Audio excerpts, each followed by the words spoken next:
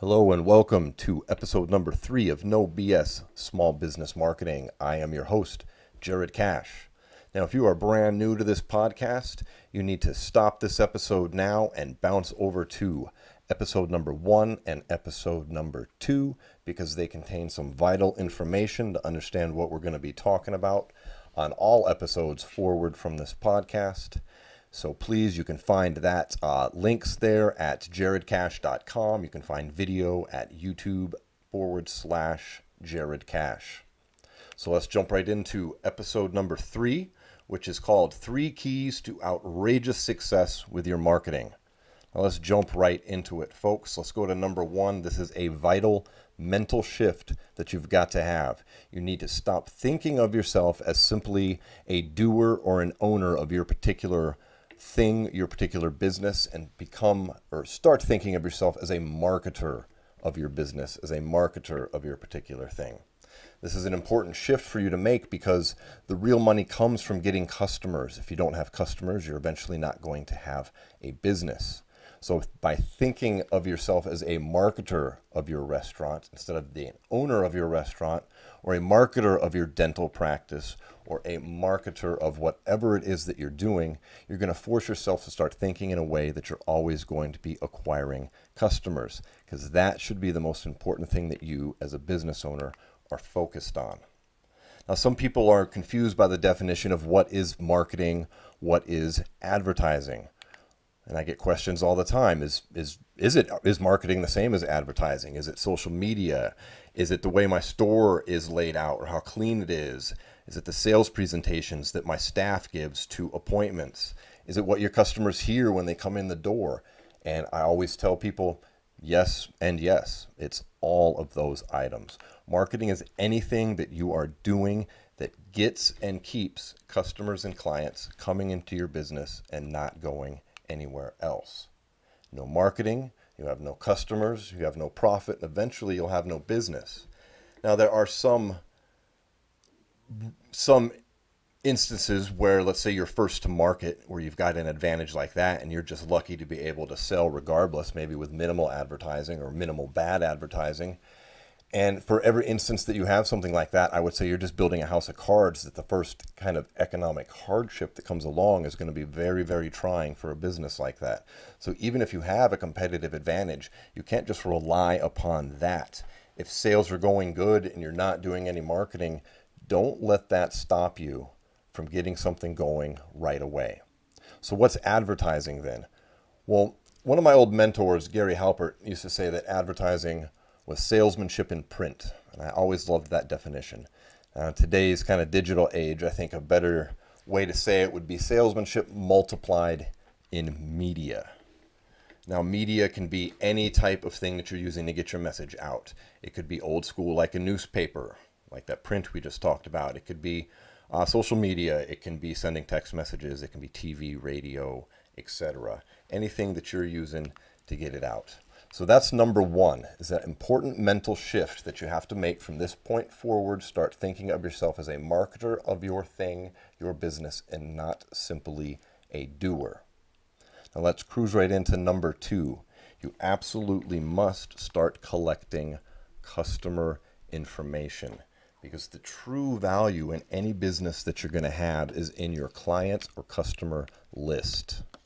Now, some businesses, excuse me while I grab a quick drink in Vegas. It's super hot and dry. Oh, much better. Now, some businesses have an inherent advantage to this, and we'll get to that in just a moment. But let's just stop and think about the importance of collecting that customer information, because there's 3 main only ways that you can increase your business. Right? Number 1 is to get new customers, which, as we've talked about in episode number 1, is, while very important, it can't be the sole thing that you're focusing on. That's going to be deadly in the long term. Because, and here's why, the second way to increase your business is to get your current customers to come back more often. And the third is to get them to spend more each visit. Now, since a new customer can cost up to 5 times as much to get as it costs to get a current customer to come back, and given the fact that a new customer spends on average the least amount of money in comparison to a current returning or referred customer, you can see where this can spread disaster when it comes to your advertising. 2 and 3 on that list require information. If you're going to get your current customers to come back more often and to get them to spend more each visit, it's vital that you have their information. Now, what do we mean by information? Well, there's a hierarchy to the value of customer information. The most important thing that you could get is going to be their full name and their physical address, their mailing address, if you will. Now, number 2 is going to be their email. And number 3 on the value chart is going to be that phone number. Additional information, I would argue, is not really necessary. Some people advocate getting social media contacts, their Twitter handle, their Facebook information, their Instagram. I say you shouldn't do that. There comes a point in time where people are on social media, for the most part, to engage socially, not to hear from their auto mechanic or to hear from their insurance provider, etc. The most valuable thing you're going to get is that full name and that address. So let's talk about how to get it. Now, I mentioned earlier that some businesses have an inherent advantage when it comes to getting this customer information, and that's a lot of service businesses. Okay, stop and think about it. We mentioned auto repair frequently on this show. If you have an auto repair shop, you're automatically getting that customer information every time they come in the door. If you're a chiropractor, a dentist, a massage provider, any plumbers, anything in this line of work, you're automatically getting your customers' information, and you need to make sure that you're using it. Most of the businesses that are able to freely get the information with no work and no effort are just as lazy when it comes to using it. Now, if you're not in a service business that can easily get that information, then you need to look for other ways. It's hard to just flat out ask for your customers' information. You need to devise ways that they're going to freely give it to you. Now, sometimes you can create a client data form. Let's say you have a boutique clothing store. You can have your sales associates create a client data form, make it a required process when they complete a sale, and you could create a script for them that explains to the customer or to their client why they're doing that and why it's an advantage for them. An easier way is to do contests and giveaways. I recommend, whenever possible, that you don't give away your own products and services. It has a tendency to devalue what you have. We'll get into that later on in the podcast, but more importantly right now is getting that customer information. So how could you do a contest? Well, let's say you have a restaurant, you have a private independent restaurant. You could say, have all of your servers tell every guest that comes through that once a month they do a drawing from everybody who's been into the restaurant, and the winner of that drawing gets dinner for 2 and a movie with a limo to pick them up. And you give your servers a form to fill out.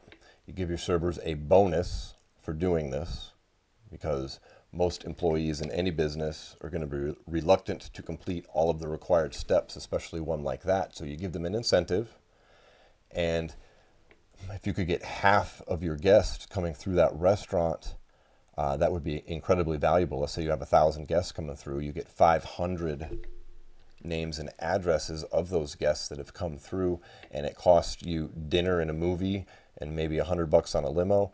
Trust me, that's a bargain. Now, the main thing that you need to do, though, is create a system to get this information. And these are other topics that we're going to touch upon later on through the course of this podcast. Now, here's a tip. When you're doing contests and giveaways, and this is a vital tip, you need to notify contest winners by mail in order to get their address. Like in that restaurant example we just talked about. We notify winners by mail because your emails can get blocked or overlooked, and we find that our guests think phone calls are annoying. And when we send it to you by mail, this ensures you receive your dinner for 2 certificate and movies if you win. You can see how that plays out. You frame it as a benefit that you're asking for their address. No matter what kind of contest or what kind of giveaway that you're doing in order to get your customers' information, you always need to notify by mail. And on that form that you have them fill out, of course, you're going to ask for their phone number and their email as well. Well, let's bounce right into number 3 while I grab a quick drink here. Trying to keep today's podcast short and sweet so you can listen to it on the way to work, while you're working out, or even better yet, at home with a pen and paper. All right, number 3, you need to learn the lifetime value of your customers. This is super vital information. Everything that you do in advertising, in marketing, needs to be predicated on the value of your customer. It dictates how much you can spend to get them to come into your door and where that break-even point and where that profit point comes from. So how do you calculate that information if you've never done it before? Well, if you're lucky, you're going to have all of your customer information in a database, and you can start parsing through that database and seeing what these numbers are. For instance, with that auto repair shop, if you're in a service industry, if you're a plumber, if you are an HVAC technician company, any of these things where you've got repair orders of some kind and you've got a database you can go through, you can take your average sale, how often does the average customer buy, and how long does your average customer or client stay with you. So you take the average number of, say, let's say it's $200. All right, let's just look at an example here. Here's a simple and easy one, the Joint Chiropractor. If you're familiar with this company, I happen to use them for my back, not an endorsement. Not giving chiropractic advice of any kind, haha. But they do an auto bill. You get 4 visits a month, $60 a month. All right, and they auto bill your credit card. So once you sign up, boom, you're automatically paying. So they know the value of getting a sign up pretty easy. It's $60 a month. If they do their job and keep me coming back and not canceling it, it's going to be $720 a year. If I stay with someone on the average of 5 years, based kind of on typical moving patterns for people, then you could see that an average customer for the Joint, when they come in the door, is going to be worth about $3,600. Let's take a different example, a little bit more difficult. Let's go with a boutique clothing store. Let's say that her average sale in a boutique clothing store is $400. And let's say the store owner's average customer comes in once per season. I think that's pretty low ball on an estimate. We don't want any pie in the sky numbers, even in examples. So that's going to be 4 times a year. So 4 times 400 is going to be $1,600. And let's say based on her customer records, she can see that her average people stay with her about 3 years before they either leave, move, or go elsewhere. Then she can see that an average customer in her business is going to be worth $4,800. Now, these are numbers before profit, because you always have to remember about your profit as well. But that's not everything that happens when you get a customer, is it? Now, all of this is predicated, of course, on you doing your job, which means following, not only having a good service and delivering on what you're promising to people, but it's predicated on you doing the proper direct response marketing to get these people coming back and to get them to, let's just say, one referral. One referral over the lifetime of their being a customer with you. I think that's a pretty low ball number too, because if you're doing a good job and they like being a client or a customer, they should keep coming back, right? So in those above examples, that $3,600 at the Joint, if I recommend my one friend who has back problems to go to the Joint, well, then I'm suddenly worth twice as much, $7,200. The boutique clothing store example, that $4,800 becomes $96. Now, how many satisfied customers recommend just one? But I always say base your numbers on something very small. You never want to give yourself pie in the sky numbers, even on things like this. So, but the point is that a model customer, and not every single one of your customers or your clients is going to be a model customer, because we deal in reality here. We don't deal in bullshit. All right, but if you've got a model customer and you treat them right and they're properly marketed to, who recommends just one person, can be an immensely valuable addition to your business. And this is a very important way to look at it, because you can't get that lifetime customer if you're solely focused on new. It's got to be getting your current customers to come back. It's got to be getting them to spend a bit more when they come in the door. And you've got to be getting them to refer just one person. Now, the good news is, as you continue on with this podcast, we're going to be talking about how to do all of these things. Now, everything that you hear on this podcast, it'll work. If you do it right, you test it, you tweak it. And I know it works because I didn't invent it. The advertising strategies and marketing strategies that direct response is based upon human psychology, sales psychology, and it's, as we discussed in prior episodes, it's all trackable. So you can look back on a history of what you're doing. But it's not going to work if you don't deliver on what you promise to your customers. Because if you're doing shit work or delivering a crappy product, all you're going to do when you have successful advertising is let people know super fast how bad you suck. All right, so before you jump into any type of advertising and marketing and get people to come in the door, make sure you've got your basics right. Make sure that whatever it is that you're promising, just deliver on it. That's exactly what you should want to do as a business owner anyways, right? It's what I want to do. It's what we all want to do. The second thing that you've got to do is you've got to learn your numbers that we've talked about on this episode. You really need to learn that lifetime value of a customer.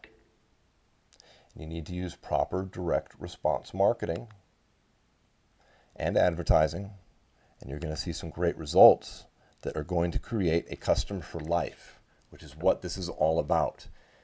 On those 3 ways to increase business that we discussed in the beginning of this episode, all the money is in 2 and 3. The money's not in getting new people to come in your door. And I know I keep harping on that. Episode 1 harped on that a lot, but it's an important thing to shift in your thinking. We want to create customers for life. Why? Because we want you to have real money, real success, real satisfaction from your job, because that's why you're doing it, right? Of course, we're hoping that you like what you're doing, and I'm hoping that you're delivering a solid product and that your customers have a use for it. You have those items, you use direct response, you stick with this podcast, you're going to see some success with it. And that's going to close out today's episode. So if you are watching on YouTube, I would like you to please hit me up in the comments. I will try to answer any questions that I can. If you're on the podcast site, there's some comment section down there as well. You can subscribe on YouTube, hit the like button. You can subscribe on iTunes and more at jarrodcash.com. Thanks for listening, everybody. I'll see you on the next episode. Peace.